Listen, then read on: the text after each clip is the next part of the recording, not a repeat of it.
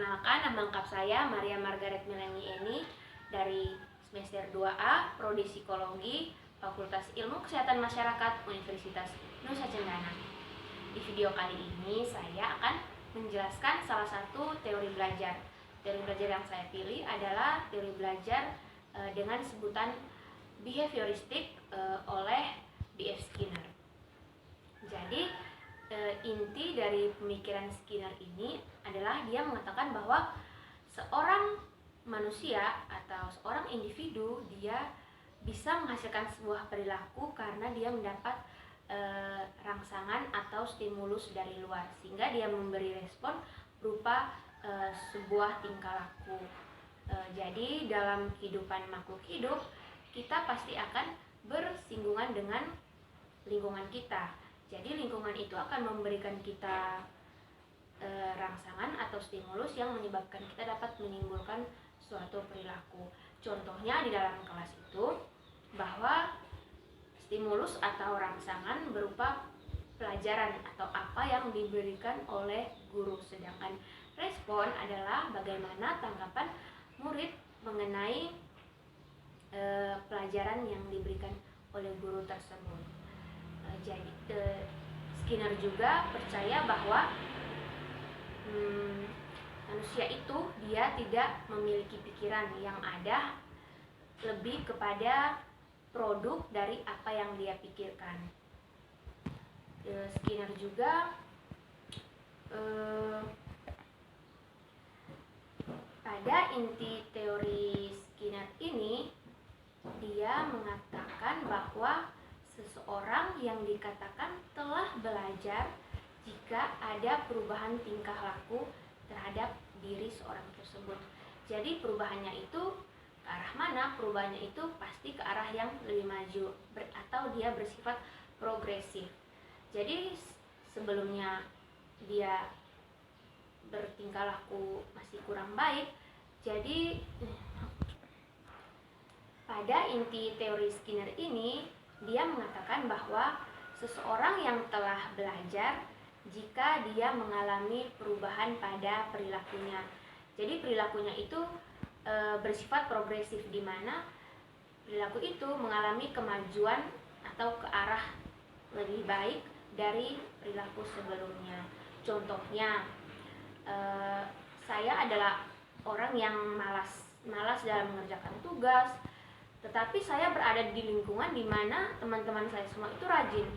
Nah, dari situ saya mendapatkan stimulus atau rangsangan berupa teman-teman saya yang sangat rajin itu, sehingga respon saya bahwa saya harus merubah perilaku saya menjadi seorang yang lebih rajin lagi dalam mengerjakan tugas. Skinner juga percaya bahwa ada dua hal yang paling penting dalam proses pembelajaran. Yang pertama itu adalah penguatan atau reinforcement. Penguatan ini di mana dia akan meningkatkan suatu probabilitas tindakan itu dapat terjadi lagi, sedangkan hukuman atau punishment itu dia akan mengurangi atau menurunkan probabilitas suatu tindakan itu dapat diulang lagi. Contohnya, seorang anak dia mendapatkan juara kelas. Penguatan atau respon yang diberikan oleh orang tuanya berupa hadiah, tepukan tangan. Nah, itu yang membuat atau yang meningkatkan perilaku anak tersebut akan terus berulang, dan itu seharusnya terjadi secara permanen. Sedangkan hukuman itu merupakan ketika seorang anak dia mendapatkan nilai yang buruk atau mendapatkan ranking yang jelek, dia akan mendapat marah atau hukuman dari orang tuanya. Nah, itu akan mengurangi probabilitas tingkah laku anak tersebut tadi dapat diulang lagi.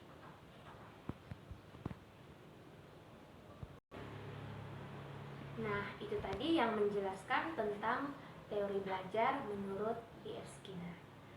Adapun kekurangan dan juga kelebihan dari teori ini.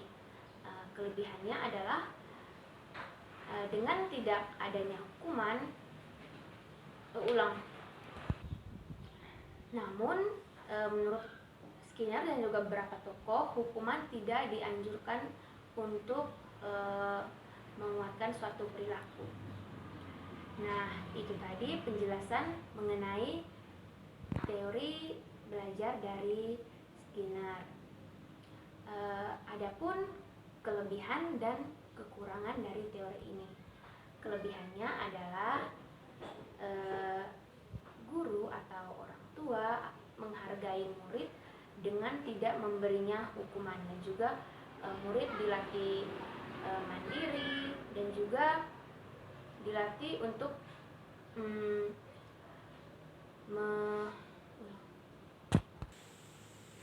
namun hukuman tidak dianjurkan dalam proses penguatan suatu perilaku. Jadi lebih kepada penguatan ini yang bersifat positif. Nah, jangan pause. Namun hukuman ini tidak dianjurkan oleh para ahli dan juga Skinner dalam penguatan suatu perilaku. Nah, itu tadi penjelasan singkat atau secara garis besar mengenai teori belajar menurut B.F. Skinner. Adapun kelebihan dan kekurangannya. Kelebihannya itu para guru atau orang tua dia lebih menghargai murid dengan tidak memberikan hukuman, dan juga bisa membuat murid atau seorang anak lebih mandiri dalam membiasakan suatu perilaku. B.F. Skinner juga mengemukakan satu istilah dalam penguatan perilaku. Istilah ini disebut dengan operant conditioning, di mana ada yang namanya penguatan atau reinforcement dan juga hukuman atau punishment. Penguatan ini diberikan untuk meningkatkan probabilitas suatu perilaku, sedangkan hukuman sebaliknya dia akan menurunkan probabilitas suatu perilaku. Contohnya, seorang anak dia mendapatkan juara, jadi dia mendapat respon berupa tepukan tangan, penghargaan atau hadiah dari orang tuanya. Nah, di sini anak tersebut menganggap hal itu baik, dan dia akan meningkatkan terus perilaku mendapat juara tadi. Sedangkan hukuman diberikan jika seorang anak dia mendapatkan nilai yang jelek. Jadi orang tuanya memarahi dia dan memberinya hukuman. Nah, ini yang akan menurunkan dia atau menyadarkan dia bahwa nilai jelek itu merupakan hal yang buruk. Jadi dia tidak akan mengulanginya lagi. Namun dalam penguatan suatu perilaku, punishment ini atau hukuman tidak dianjurkan karena bisa saja mempengaruhi mental anak. Jadi itu tadi penjelasan mengenai teori B.F. Skinner ini, teori behavioristik. Adapun kelebihan dan kekurangannya. Kelebihannya itu adalah seorang anak dia diberikan pola pembiasaan untuk meningkatkan atau penguatan perilaku baik tersebut. Jadi dia dilatih untuk mandiri, dan juga dengan tidak adanya hukuman bisa menghargai anak-anak itu. Nah, itu tadi merupakan penjelasan secara singkat mengenai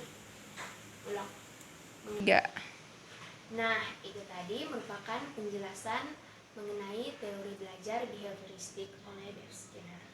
Adapun kelebihan dan kekurangannya. Kelebihannya itu adalah dengan tidak adanya hukuman, seorang anak dapat lebih dihargai. Jadi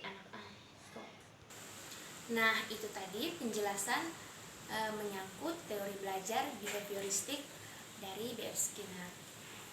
Adapun kelebihan dan kekurangan dari teori ini. Kelebihannya itu adalah dengan ditiadakannya hukuman dapat lebih menghargai seorang anak atau seorang murid. Sedangkan kekurangannya adalah jika tidak diberikan hukuman atau semacamnya, akan dikhawatirkan bahwa anak-anak atau para murid akan menyepelekan suatu bentuk teguran atau peraturan dan lain sebagainya. Jadi baik, terima kasih. Semoga video ini bermanfaat. Selamat siang, Tuhan Yesus memberkati.